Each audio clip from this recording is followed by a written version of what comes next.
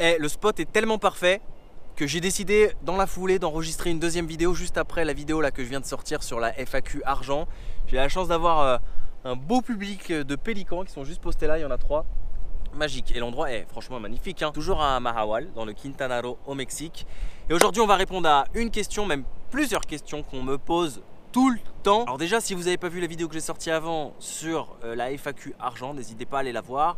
J'ai sorti aussi plein d'autres vidéos les amis sur mon road trip en Amérique du Sud, au Maroc, donc n'hésitez pas à aller un petit peu fouiner sur ma chaîne. Donc on me dit toujours Ben, où est-ce que tu as été dans le monde? Quel pays as-tu fait? Quel pays as-tu préféré? Et est-ce que tu peux aller là? Est-ce que tu peux aller en Chine? Est-ce que tu peux aller en Turquie? Est-ce que tu peux... On va mettre les choses à plat, on va répondre à tout. Alors déjà, ça fait 7 ans que je voyage. Aujourd'hui j'ai 30 ans. Ouais, ça y est, ça commence à... Voilà, les années passent.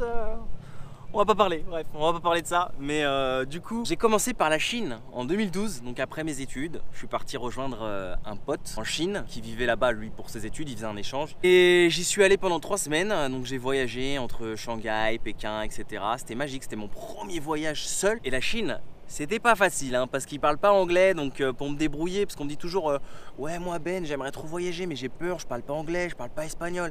Imaginez-moi en Chine, faut juste être débrouillard. J'avais un guide du routard avec des mots qui étaient traduits et je montrais ça aux Chinois, je disais voilà je veux aller à tel endroit et après avec les mains etc. Et puis on arrive toujours à trouver quand même une personne qui parle 2-3 mots d'anglais. Donc tu mélanges un peu l'anglais, un peu le français, voilà, la langue des signes, etc. Tu peux vraiment te débrouiller. Le seul truc qui était dur en Chine, c'est sur les menus. Quand tu veux aller manger de la street food dans la rue pour te faire comprendre, tout est en chinois. C'est assez compliqué. Tu sais, tu choisis un peu au pif. Tiens, vas-y, je vais prendre ça. Toc. Ah bah des nouilles au poulet, parfait. Donc voilà, ensuite je suis parti vivre en Australie entre 2012 et 2014. D'ailleurs c'est peut-être à ce moment-là que j'aurais dû lancer ma chaîne YouTube parce que j'ai vécu tellement de choses de ouf en Australie. Mais tellement. Je regrette pas de pas l'avoir fait. Mais je me dis si je l'avais fait plus tôt, et ben déjà peut-être qu'on serait plus aujourd'hui. Mais surtout j'aurais pu vous montrer des trucs de ouf. Après je m'étais acheté une petite caméra. En fait c'est drôle, je commençais le format vlogging sans le savoir. C'est-à-dire que je filmais tous les jours, je parlais à la caméra, je montrais où j'étais, qu'est-ce que je faisais. Salut à tous, et ben voilà, aujourd'hui on est à Tin Can Bay. Donc Tin Can Bay, c'est où? Bah c'est à peu près à 130 km au nord de Noosa. Donc pourquoi Tin Can Bay? Bah tout simplement parce que l'objectif c'était de rejoindre Mission Beach pour aller sur Fraser Island. Mais je savais même pas ce que c'était le vlogging à l'époque. Je savais même pas faire de montage. Et je gardais ça pour moi, pour mes souvenirs.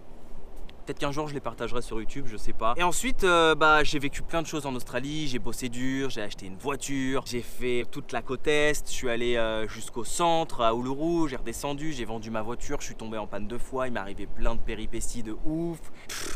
Que des trucs de dingue. Et d'ailleurs, tiens, bah, on va raconter aussi un peu les anecdotes. Quand je suis tombé en panne, en plein milieu de l'Australie, à ce moment-là, j'avais une voyageuse taïwanaise avec moi dans la voiture. On voyageait ensemble, on partageait les frais et on est tombé en panne en plein milieu de nulle part. Je me suis dit mince, comment on va faire? Il y a de la fumée qui sortait de la voiture et on a eu de la chance, c'est qu'il y a quelques voitures qui sont passées et tout le monde, ils étaient super gentils. Ils nous disaient vous avez besoin d'eau, vous avez besoin de quelque chose. Ils nous ont accompagnés en ville. On est parti voir un mécano dans la ville la plus proche qui était quand même à 30 minutes, 45 minutes. Waouh, c'était assez cher, mais c'était ma seule solution, qui vienne remorquer la voiture quand on la dépanne et qu'on repart. Et au final, le soir, on est parti dans un bar. C'était même pas une ville, c'était un petit village. Et en gros, j'ai demandé à ce que quelqu'un puisse nous raccompagner à la voiture pour qu'on puisse dormir dedans. Et on est tombé sur un mec super sympa qui nous a raccompagnés jusqu'à la voiture. On a dormi dedans. Et le lendemain, il y a une voiture qui passe, un couple australien qui s'arrête. Et le mec qui regarde la voiture, il me dit c'est bon, je sais ce que c'est. Je vais chercher les outils, je reviens. Oh, trop cool. On attend 20 minutes, 30 minutes, 40 minutes, 1 heure, personne. Et là, au bout d'1 heure, bam, le mec il revient, il a tenu sa promesse, il devait pas habiter à côté à mon avis, il est revenu, il nous a dépanné, il nous a dit ouais c'est ça le problème, c'est le liquide un tel machin. Puis là j'étais surpris, je lui ai dit est-ce que je peux vous offrir quelque chose, je peux vous payer un coup? Non non non non rien, je le fais pour le plaisir. Ça c'était l'Australie pour moi. Les gens étaient vraiment trop sympas. Donc voilà, j'ai plein d'anecdotes comme ça que je partagerai sûrement en vidéo. Là c'était vraiment pour introduire ça dans une des vidéos, mais il m'arrivait tellement d'histoires. Si vous voulez que je raconte des anecdotes comme ça en mode story time, ben n'hésitez pas à me le dire. Peut-être que j'en ferai un peu plus, on se posera comme ça face caméra. Surtout dans des spots aussi sympas que ça, franchement ça fait plaisir. Ensuite après l'Australie, je suis parti en Nouvelle-Zélande. Donc avec l'argent que j'avais gagné, comme je vous expliquais dans la précédente vidéo, comment je fais pour voyager, j'ai beaucoup travaillé. Donc avec l'argent que j'avais gagné, je me suis payé un petit voyage en Nouvelle-Zélande. Après je suis parti en Nouvelle-Calédonie, après je suis parti au Japon. Alors le Japon c'est drôle, je devais pas y aller. Mais en gros j'avais une escale de 2 heures de mon vol de Nouméa à Bangkok. Je suis passé par une agence au lieu de booker sur internet cette fois-ci parce que j'avais une amie en Nouvelle-Calédonie qui bossait dans une agence. Et l'avantage d'être passé dans une agence, c'est que le stop que je devais avoir à Tokyo, j'avais un stop entre Nouméa, Tokyo, Tokyo, Bangkok. Je lui ai dit mais le stop de 2 heures que j'ai, il n'y a pas moyen de, voilà, de rallonger un peu parce que franchement, si je passe par Tokyo, j'aimerais rester un peu plus. Elle m'a dit si, tu veux combien de jours? Je dis bah je sais pas, vas-y une semaine. Et je suis resté une semaine à Tokyo. Donc ça c'était magique, donc j'ai fait Tokyo. J'ai bien visité de long en large, j'ai grave kiffé. D'ailleurs vous pouvez retrouver toutes les photos sur mon compte Instagram, hein, Ben & Co, mais c'était un peu avant quand même. Ensuite je suis parti rejoindre une pote au Vietnam. On a visité tout le Vietnam ensemble. On a fait ensuite le Laos ensemble. Ensuite on s'est séparés parce que elle avait déjà visité le Cambodge et moi je l'avais pas fait et elle voulait aller en Thaïlande. Donc moi j'ai fait le Cambodge tout seul. J'ai fait la Thaïlande. Ensuite je suis rentré en France. Ça faisait 2 ans que j'étais pas rentré. J'ai revu ma famille, mes amis, etc. J'ai retravaillé à fond. J'ai remis des sous de côté. J'ai fait plein de petits jobs, de la restauration, de l'événementiel, etc. J'ai fait ça pendant 6 mois. Ensuite, je suis parti aux États-Unis pendant 3 mois. J'ai un peu habité à New York. Après, je suis allé au Canada voir des potes. Après, je suis revenu aux États-Unis. J'ai voyagé un petit peu partout aux États-Unis. Et ensuite, je suis allé en Amérique du Sud pour la première fois. Mon premier pays, c'était la Colombie. Pourquoi la Colombie? Parce qu'en fait, j'avais un pote colombien à New York qui me disait tout le temps du bien de son pays et qui me disait Ben, faut que tu ailles en Colombie, c'est magnifique. Ah, enlève-toi l'idée de la drogue, de la cocaïne, machin. Tu vas voir, mon pays, c'est magnifique. Moi, de toute façon, j'avais pas de préjugés parce que, en fait, quand vous voyagez, vous vous rendez compte que le voyage, ça casse tous les stéréotypes que les gens peuvent avoir. Franchement, ça montre aussi autre chose de ce qu'on peut voir à la télévision. Vraiment, je vous le dis de ouf. Quand vous êtes dans un pays, ça n'a rien à voir vraiment avec ce que vous pouvez voir à la télévision ou ce que vous pouvez entendre. Et là je suis arrivé en Colombie, je me souvenais plus de rien de mon espagnol. Ça a été pour moi d'ailleurs un peu difficile au début. Et j'ai voyagé pendant 1 mois en Colombie, puis voilà, une rencontre, on entraîne une autre. J'ai jamais eu de guide du routard ou de bouquin. Comment je faisais pour me débrouiller, pour savoir où est-ce que je vais, qu'est-ce que je fais, etc. Bah, dans les auberges, je demandais aux autres voyageurs, dis-moi, t'as voyagé en Colombie, qu'est-ce que tu me conseilles de faire? Et ensuite, je faisais un itinéraire en fonction de mon temps, de mon budget, etc. Donc c'est comme ça que je faisais un peu. Donc voilà, j'ai visité la Colombie pendant 1 mois. Ensuite, je suis parti en Équateur. On m'a volé mon ordinateur dans un bus, malheureusement. Je l'offre en story time, je ne tease rien pour le moment. Mais Équateur, pays très sympa aussi. Ensuite j'ai fait le Pérou avec l'une des merveilles du monde après la muraille de Chine, le Machu Picchu. Magnifique, j'y suis resté pendant 1 mois. Ensuite je suis rentré à Paris. J'ai eu quelques problèmes de santé malheureusement. Du coup je suis resté assez longtemps, j'ai bossé, etc. Et c'est là que j'ai eu l'idée de monter ma chaîne YouTube. Et donc ma chaîne YouTube au début c'était un concept que j'avais eu qui s'appelait Défier les villes. Le but c'était de faire un défi assez fun aux 4 coins du monde. Et parce que je me suis rendu compte que à chaque fois dans les pays il y avait toujours des trucs en rapport avec la culture assez fun. Par exemple en Argentine, le tango. Le but ce serait de débarquer dans un endroit et puis d'essayer de faire un défi en rapport avec la culture comme j'ai pu faire par exemple dans les premières vidéos de ma chaîne YouTube, apprendre à faire des frites en Belgique. C'était un défi que m'avait lancé un de mes abonnés. Et en fait je me suis rendu compte que c'était beaucoup trop compliqué pour le format YouTube. Pourtant c'est un genre de concept qui aurait pu marcher parce que par exemple il y a des concepts comme J'irai dormir chez vous qui marchent bien, des concepts comme Nuit et culotté. Mais bon ça c'est des formats télévisuels.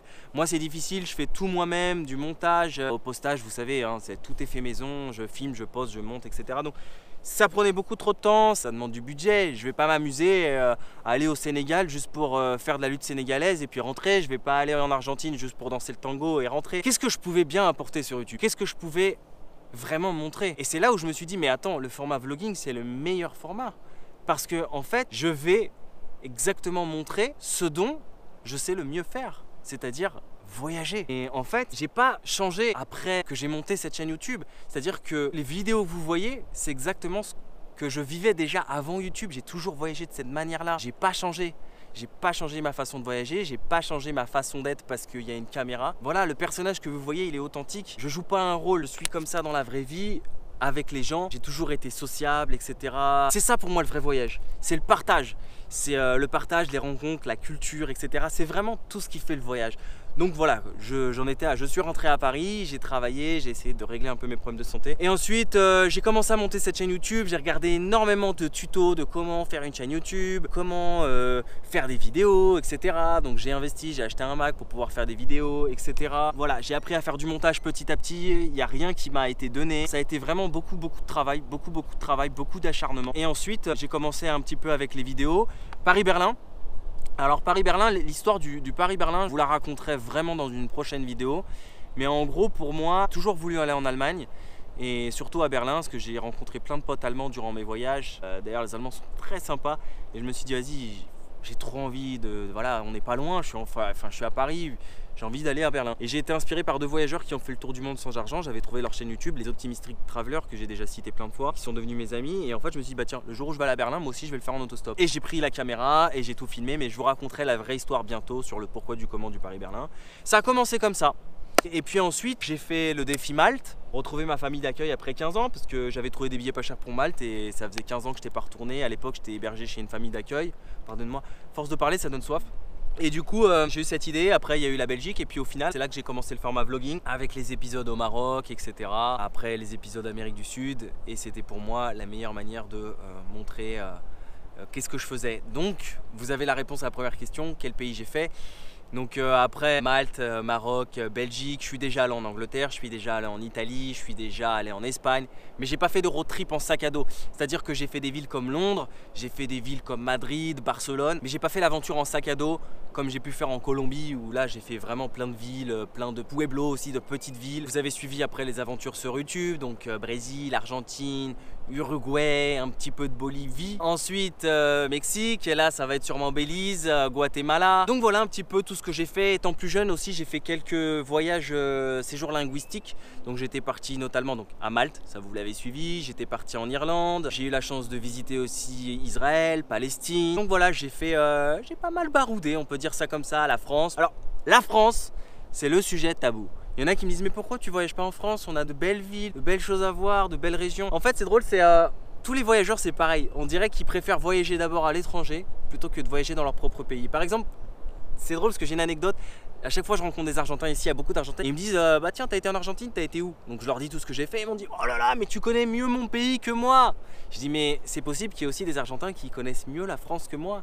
Parce qu'au final, comme beaucoup de voyageurs, j'ai plus voyagé à l'étranger que dans mon propre pays. Donc voilà, en gros on va essayer de résumer vite les pays. France, Chine, Australie, Nouvelle-Zélande, Nouvelle-Calédonie, Japon, Vietnam, Laos, Cambodge, Thaïlande, États-Unis, Canada, Colombie, Équateur, Pérou, Maroc, Malte, Berlin, Brésil, Argentine, Uruguay, Bolivie, Mexique. Donc voilà, j'en ai fait pas mal et puis ça se trouve même que j'en oublie. Bulgarie, l'aventure en Bulgarie aussi. Il y a eu l'aventure en Bulgarie, oh là là, j'ai oublié. Mais voilà, en gros, un petit peu tout ce que j'ai fait. Je suis parti aussi une fois en Tunisie, mais je le dis pas parce que c'était pas un vrai voyage. C'était il y a très longtemps et c'était vraiment genre une semaine en mode club et tout. Et ça pour moi, c'est pas le vrai voyage. Le vrai voyage pour moi, c'est ça, c'est l'aventure, le sac à dos, la liberté. Donc voilà, et ensuite, on me demande Ben, quel est le pays que tu as préféré le plus? C'est une question mais tellement difficile à répondre. J'ai aimé tous les pays que j'ai fait, ils sont tous beaux, ils sont tous différents, avec une culture différente, des gens différents. Et c'est dur de répondre à ça. On va dire que j'ai mon coup de cœur entre guillemets pour l'Australie. Pourquoi? Parce que j'y ai vécu. J'avais mon travail, j'avais mes amis. Voilà, j'étais basé à Sydney et c'est là que ça a commencé entre guillemets pour moi. Ça a été le déclic du voyage. Donc voilà, je dis pas que je ferai ça toute ma vie. Il y a sûrement un moment où je vais arrêter, où je vais me poser un peu. J'ai fait ce choix de vivre en mode entre guillemets vagabond, en mode comme on pourrait dire sac à dos, voyageur, mochilero aussi ici qu'on dit, c'est-à-dire que j'ai des diplômes, hein, je suis diplômé d'école de commerce quand même, donc merci à tous ceux qui pensaient que je n'étais qu'un bon à rien. Mais j'ai choisi de ne pas rentrer tout de suite dans cette routine du métro boulot dodo comme tout le monde. Enfin en tout cas comme la majorité des personnes. J'ai voulu me laisser une chance de réaliser mes rêves. Et au début ça n'a pas été facile. Souvent on me demande mais comment tes parents ils ont bien accepté le truc et tout. Au début ça n'a pas été facile de faire comprendre que j'avais envie de voyager et pas de me poser, pas de trouver un taf et de faire des gosses, etc. Mais après voilà, mes parents, surtout maintenant grâce à cette chaîne YouTube, ils ont vu, ils arrivent à voir ce que je fais, etc. Donc c'est ça qui est bien. Donc maintenant forcément il y a une relation de confiance qui est basée et c'est ça qui est beau. Et donc voilà les amis, un petit peu sur mon parcours, sur mes pays, sur ce que j'ai fait, sur ce que j'ai vu. Donc maintenant vous connaissez mon histoire, vous savez plus ou moins qui je suis, pourquoi j'ai créé cette chaîne YouTube. C'est vraiment le but, c'est le partage, les rencontres, les cultures, partager un petit peu tout ce qui m'arrive. Parce que je trouve que le voyage c'est tellement beau, c'est tellement enrichissant, c'est l'école de la vie. On rencontre tellement de gens de partout, on apprend tellement de choses qu'aujourd'hui c'est tellement plus accessible qu'avant, sincèrement. C'est tellement plus accessible qu'avant que voilà, j'avais envie de partager tout ça un petit peu avec le monde entier. Comme je disais tout le temps, je trouve qu'il y a tellement de stéréotypes, on veut tellement nous montrer des choses à la télé qui sont pas vraies. Je trouve qu'avec cette chaîne YouTube, bah voilà, il y a un côté authentique, c'est-à-dire que je mens pas. Tout ce que je montre c'est la vérité. Ben voilà, on a un Surfer Paradise et à défaut d'avoir trouvé une place où pouvoir se mettre gratuitement, on va être obligé tout simplement de prendre notre petit déjeuner dans la rue. Ben voilà, on prend le milieu de tout le monde. C'est le petit déjeuner à Surfer Paradise. Exceptionnel, rien à dire. Ça restera un des meilleurs moments peut-être ici. Un des plus drôles en tout cas. Après la nuit qu'on a passée dans la voiture. Hey! Salut à tous! Bah voilà, on est toujours à Noosa, on profite, on a les pieds dans l'eau.